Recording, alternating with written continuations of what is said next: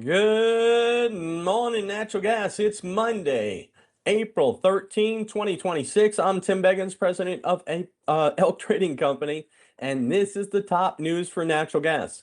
Number one, the Iranian war is back on. Number two, the U.S. renewables generated more power than fossil fuels in March, over 50.8%. Number three, Colorado State University is predicting a below average hurricane season. 13 named storms, 6 hurricanes, 2 above Cat 3.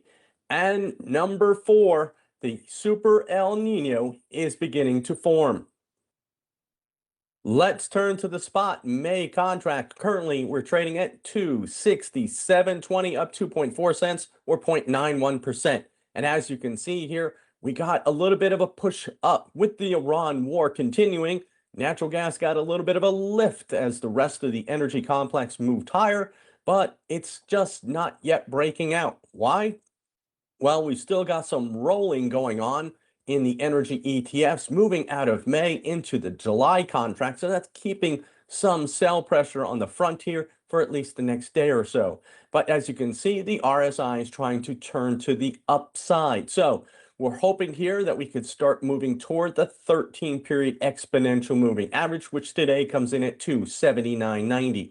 Let's take a look at the Iran war. And as you can see, there's actually some vessels getting through the Strait of Hormuz. They're paying their toll and they're actually moving out. However, we've got over here in Las Rafan, we've got one vessel. That's right. It's the gas log CRGY. And as you can see here, it's back on the pier at Las Rafan, possibly loading up and moving natural gas to Kuwait.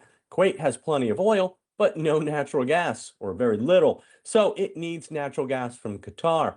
And this may be that shuttle that's moving that gas just down the Persian Gulf.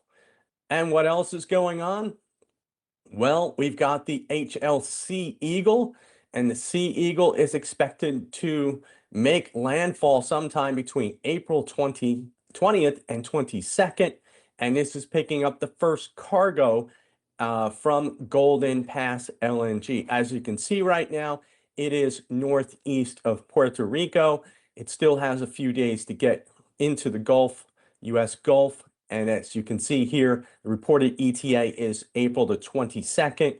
Early indications were April the 20th for the first loading. And let's turn to Golden Pass. As you can see right now, over 355,000 MMBTUs going through Train 1. That is less than half of the full capacity of Train 1.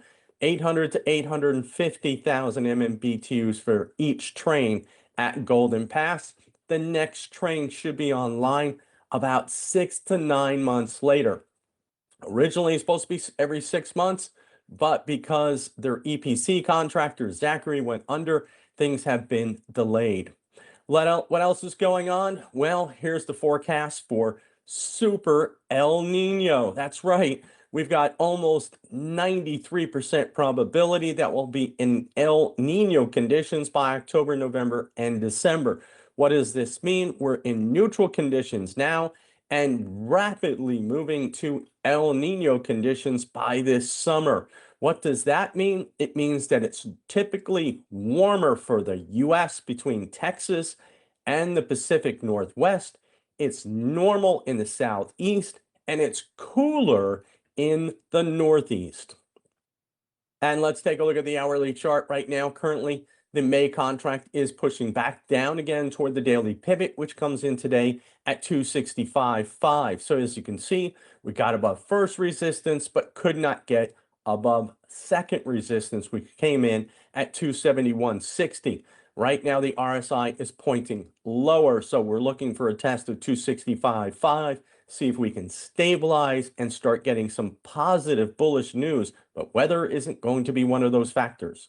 What else is going on? Let's take a look at the May through the October strip. And as you can see here, we got a positive move today. The RSI is trying to turn to the upside.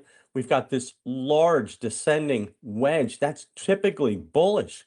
So we'll be looking to get a close over 311.60.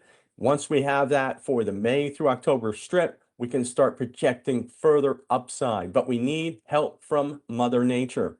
And what else is going on? This is the Novi March strip, and actually it's stabilized and broken out of its descending wedge. The RSI has not yet turned to the upside, so we've got to be a little cautious here to see if this thing can hold. But as you can see, it is doing fairly well today, up 2.8 cents to 402.90.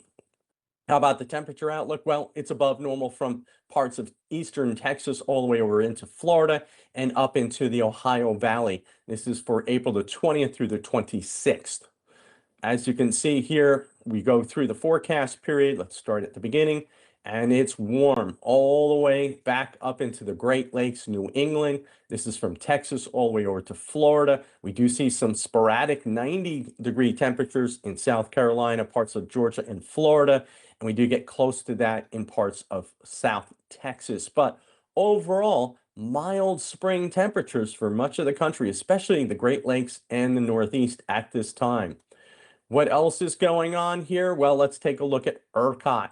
And this is the part of the problem. Natural gas is on the margin here, but renewables are taking 40 to 45,000 MMBTUs generation right now, potential, and our peak for the day is going to be somewhere around 63,000. So renewables, once again, are doing quite well in ERCOT for fuel mix. And as you can see right now, we're over about 55% of the fuel mix is from solar and wind, so that keeping natural gas down to 15,000 megawatts.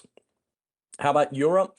Well, currently right now we've got some cooler temperatures coming off the Atlantic, keeping France and Spain and the Isles cooler. Some cool temperatures coming in interior Eastern Europe. And as we move through the forecast period, it does start to get warmer across Europe here as we go toward the 20th.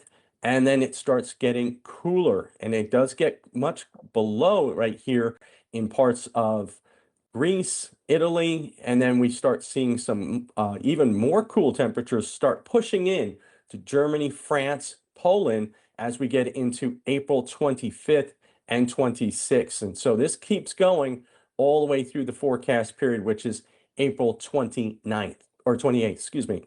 How about the EU storage? Well, it's doing better. And here's Netherlands, our pokey puppy, up to 6%.